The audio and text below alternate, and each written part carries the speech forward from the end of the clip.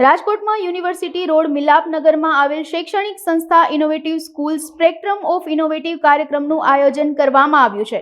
આ કાર્યક્રમ આગામી 2 અને 3 માર્ચ 2 દિવસીય યોજાશે, જેમાં બાળકો દ્વારા તૈયાર કરાયેલા જુદા જુદા મોડેલ્સ, પ્રોજેક્ટ્સ વગેરે આ એક્સપોમાં જોવા મળશે। આ એક્સપોમાં science zone, maths zone, history zone, language zone, ટાબરિયા ગલી, sports zone, social awareness zone, robotic coding zone જેવા વિવિધ વિભાગોનું આયોજન કરવામાં આવ્યું છે। આ અંગે વધુ વિગતો ઇનોવેટિવ સ્કૂલના સંચાલકોએ અબતક મીડિયાની મુલાકાત લઈ પૂરી પાડી હતી। હું મોના રાવલ ઇનોવેટિવ સ્કૂલની પ્રિન્સિપલ છું, અંગ્રેજી માધ્યમની, અને મારી સાથે દર્શનાબેન છે ગુજરાતી માધ્યમમાંથી, અને ભાવિકના ત્રિવેદી છે, એ અમારા ઇંગ્લિશ મીડિયમના કોર્ડિનેટર છે।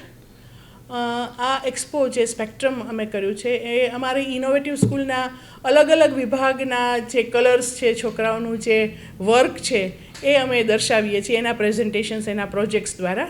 અને દેટ શોઝ કે છોકરાઓમાં, બાળકોમાં કેટલું બધી પોટેન્શિયલ છે, અને એ પોટેન્શિયલ આના દ્વારા અમે બહાર લાવીએ છીએ કે it is not just teaching, જેની ઉપર ઇનોવેટિવ ફોકસ કરે છે, પણ એ લોકોની અંદરની જે ટેલેન્ટ્સ છે એ પણ અમે આમાં બહાર લાવીએ છીએ। આ 2 દિવસ માટે છે, 2 અને 3 ઓફ માર્ચ, અને એના ટાઈમિંગ છે સવારે 9 થી બપોરે 12:30 અને સાંજના 3:30 થી 6:30, અને it is open for all. Innovative school city branch Panchayat Chowk પાસે છે, ત્યાં 1500 સ્ટુડન્ટ્સ પાર્ટિસિપેટ થયા છે, અને મુખ્ય ઉદ્દેશ્ય છે કે બાળકની ઓવરઓલ પર્સનાલિટી ડેવલપ થાય। અત્યારે 21st સેન્ચુરી છે, એની જે સ્પીકિંગ સ્કિલ્સ છે, પ્રેઝન્ટેશન સ્કિલ છે, ટીમ વર્કમાં કોલેબોરેશનથી કામ કરવું, આ બધી વસ્તુ એ લોકોને આ એક્સપો દ્વારા એ લોકોને એક્સપોઝર મળે છે। એના માટે થઈને તો આ જ અમારો હેતુ છે કે જે એ લોકોને 21st સેન્ચુરી માટે તૈયાર કરવાના। ખાસ બધાને આમંત્રણ અમે આપીએ છીએ કે તમે પધારો અને અમારા સ્ટુડન્ટ્સને એન્કરેજ કરો, જેથી અમને પણ મોટિવેશન મળે, બાળકોને પણ મોટિવેશન મળે, અને